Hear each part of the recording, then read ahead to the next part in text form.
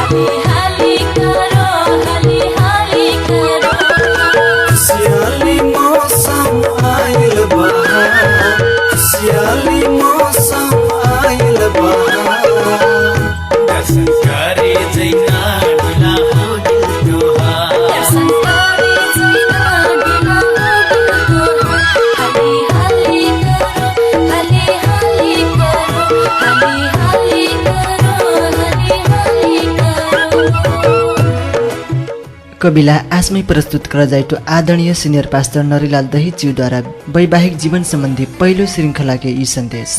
सुनती रवि रेडियो कार्यक्रम जीवन के डगर। वैवाहिक जीवन कसरी कसैको हेरचाह गर्न हितोपदेश 5 अध्याय के 18 पद में लिखल बा। तुहार फुहारा आशीर्वादी रहस और द्वार युवावस्था के प्रति से तय आनंदित हुइस। सबको वैवाहिक जीवन हन हेरविचार कर पर्ना रहता कुनै कोनो परिवार के जीवन हन अझ असल बनाए सकते। यही सिलसिला में आज मैं अपन के माझ में ये बताना चाहता हूँ। और श्रोता हूँ जे सुनती आज बहुत परिवार में वैवाहिक जीवन का हो करना निबुस करना श्रीमान श्रीमती ठेरा मेहरन के बीच में फूट ऐना छोरपत्र ऐना शंका उपशंका ऐना कुरा हमरा देखती वो हमारा आशा अपन के माझ में बताए तो एक ठो कुरा में कहा चाहता हूँ। हमरा दुई ठो मुख्य लक्ष्य हन हमरा राखती वो कहा से एक नंबर में अपना आपन वैवाहिक जीवन हन उपयोगी होइन मतलब सुधार। दोस्रो जुन अपना आपन वैवाहिक जीवनमा कसीको नमुना बन्ना त समाजमा सुधार एक प्रकार से दोस्रो जुन कसीको नमुना उदाहरण के जीवन समाजमा बन्ना यो कुरा हाम्रो आगे हेती जाए मण्डलिक मनै हुक्र वैवाहिक सम्बन्धमा सुधार व लानक लाग कसीको सहायता करना त हाम्रो इफे हेरी हाम्रो यथन हाम्रो एक उदाहरण थे हमरा सिक्थे एक ठो रुखो बुवाठन हाम्रो ढकमक फुलला हम बनाएक लाग हेरचाह कर पर्था ओस्ना करने वैवाहिक जीवन हन फे हेरचाह कर। दोस्रो हाम्रो यति वैवाहिक जीवन हन हेरचाह कर पर्ना कारण का होता ये था हमरा हेर सिक्वी एक नंबर परिवार नै समाज के जग हो। आज हमार परिवार बलगर नियोगले से हाम्रो समाज में जग बैठाइन सक्यो हमार परिवार नै समाज के जग हो। कौनो फेस मण्डली के आधारभूत इकाइ नै परिवार हो। वैवाहिक जीवन बलगर बनिना नै परिवार मण्डली ओ समाज हन बलियो पर्ना हो। अनि दोस्रोमा हाम्रो यति वैवाहिक जीवन मूल्यवान उपहार होइल कारण वाकर हेरचाह कर पर्था। मैं अब हेकन मैं फिर दोहराइतो वैवाहिक जीवन एक ठो मूल्यवान बहुमूल्य एक ठो उपहार हो काम मार चाहिँ विवाह न हेरचाह कर पर्छ। अब हाम्रो तेस्रो मेरे बुवा बाबा दाई आनन्दिक वैवाहिक जीवन नै बाल बच्चा हुन निम्ति सबसे भारी मजा उत्तम और सुरक्षित चाहिँ घर हो। मैं अब अपन के माध्यम गर्नु हाम्रो यी वैवाहिक जीवन नै हेरचाह गर्न कारण का हो त ऊ कुरा हाम्रो यहाँ ओस्ताका मैं अपन के माध्यम लान्छु। चौथो कुरा जुन हमार एकदम आनन्दमय एकदम स्वास्थ्य मजा और पारिवारिक जीवन मण्डलीय अझ प्रभावकारी मजा से प्रभावकारी रूप में सेवा कर सहायता पुराई था। तो मैं अपन के माध्यम आज मैं बोलना चाहता हूँ वैवाहिक जीवन के हेरचाह कसी करना। तो आज हमारा समाज में फिर देखी हमारा आदरणीय श्रोता मण्डली में हमारा क्षति में भाष हमारा खास करके चौधरी समाज में अब फिर औषधि पड़ा समाज में कल से इसे आगे हमारे फिर देखी हमारे सुनते हमारे जन्म नहीं रही हमारे पुरखों को कथा कहानी सुनते एक ठो लड़का हो जाइन तो हूँ अपन थरो नहीं चिन्ह रहत कना तो हमारा सुनते कसिक सुनते कल से हमारा संस्कृति परंपरा स्तर पहले अशिक्षा के कारण ले और भाष हुईना तर श्रीमान ओ श्रीमती थेरो मेरो बीच में जाए हमारा संबंध कसिक हुई पर्था इकना थानी पैती फे भाष करिए हमार समाज में हमार घर परिवार हमार दाई बाबा तो ये कुराले यह बात लेकर श्रीमान और श्रीमती के माया प्रेम फिर बोली चाली फे करनी पैना तर हमरा अब नम्र थन हारते वैवाहिक जीवन न कसिक हेरचाह करना त यी कुरा हाम्रो हेती अझ यी वैवाहिक जीवन न हेरचाह कर परत और वैवाहिक जीवन न अझ असल बनाए फिर सीख जाए कसिक सीख जाए कल से मैं तमना अपन के माझ में एक ठो रुखो बोध विरोध बात मैं लंदन हूँ एक ठो रुख हाम्रो फुला फुलल हमारा बगैचा में हमारा अंगना में हमारा लगिल थे हमारा विशेष करके घर के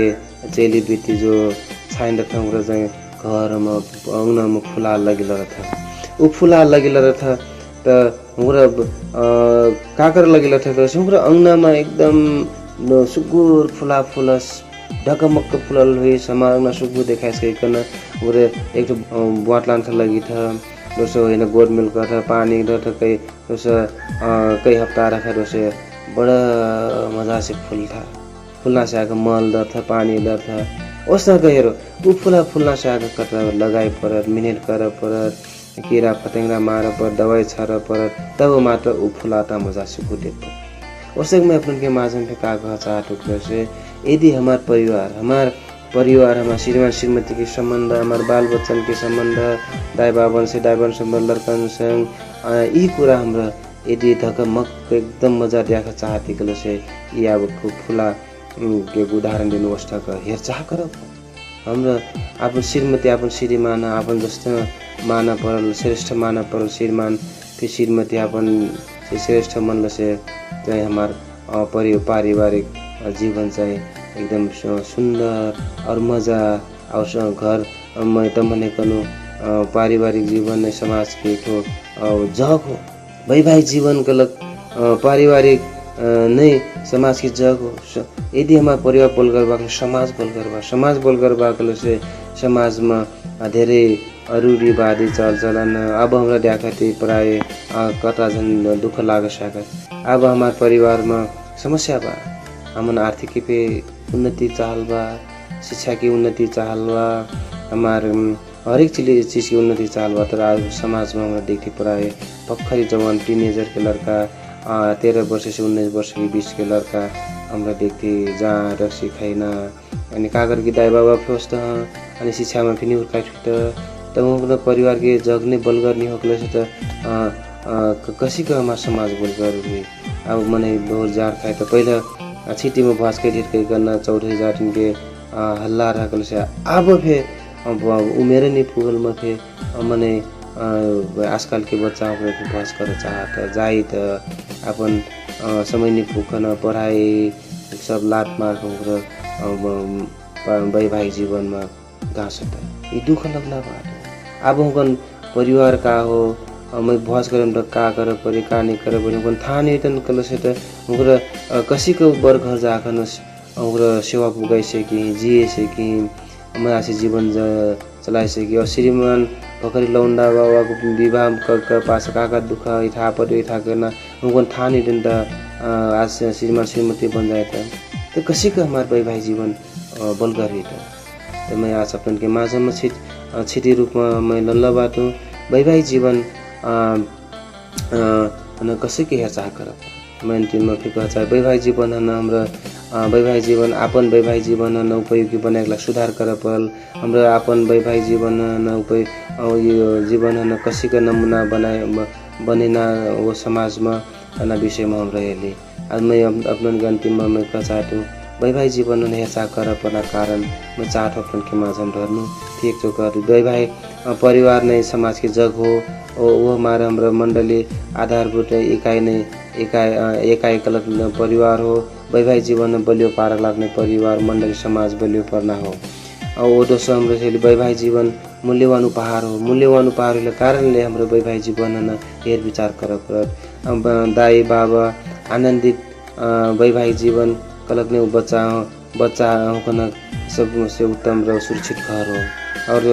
चौथो मैले आफ्नो हमार आनंदमय स्वस्थ और पारिवारिक जीवन के मंडली में अझ प्रभावकारी रूप में सेवा करने सहायता पूरी थाई वैवाहिक जीवन हेरचाह कर लगा चाहतो कारण मैं अपन के माझम बटी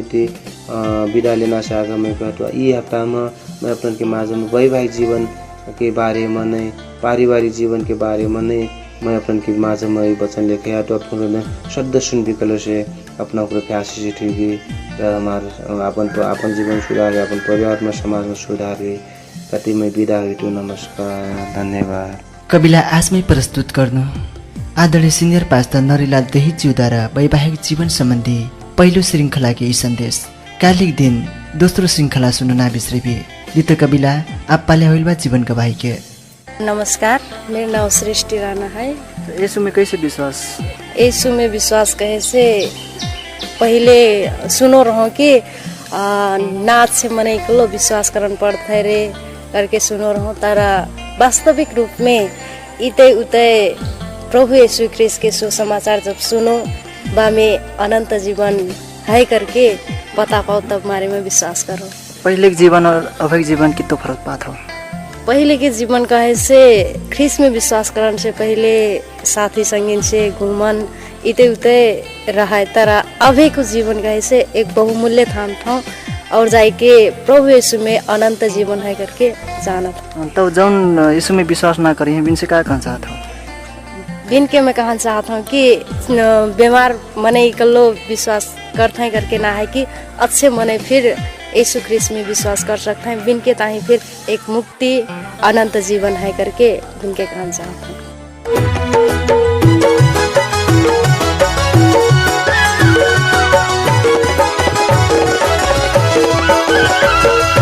यीशु मसीह वहाँ के नाम मानव के रूप में अइले, बेथलेहम नाम का गाँव में कोठ में जन्म लेले। यीशु मसीह वहाँ के नाम मानव के रूप में अइले, बेथलेहम नाम का गाँव में कोठ में जन्म लेले। हे स्वर्ग के सुख चैन छोड़ देले, संसार के दुख कष्ट अभिमानन के पाप के बोझा उठा लेले, अभिमानन के पाप के बोझा उठा लेले। कबिला आज कार्यक्रमको समय ओरागिल गएको पर्दाको पहाड से प्राविधिक संग्रह अविनाश जी संकेत गर्तीबाट कबिला अपने हुकन ध्यार से ध्यार धन्यवाद देना चाहतो। अबसम्म कार्यक्रम सुनको साथ दिली अस्तकनमय प्रविधि मन साथ देना संग्रह नरेंद्र कुंवर जी नफे ध्यार से ध्यार धन्यवाद देना चाहतो। अपने हुकन कार्यक्रम को सिन लागत सल्लाह सुझाव प्रतिक्रिया अवश्य देवी कबिला आप महीना अपने हुकन से विदा ले परी और अठार आज के दिन यह समय मन भ्याट हुन बाचा करती विदा चाहटु सुनती रवि रेडियो कार्यक्रम जीवन के डगर।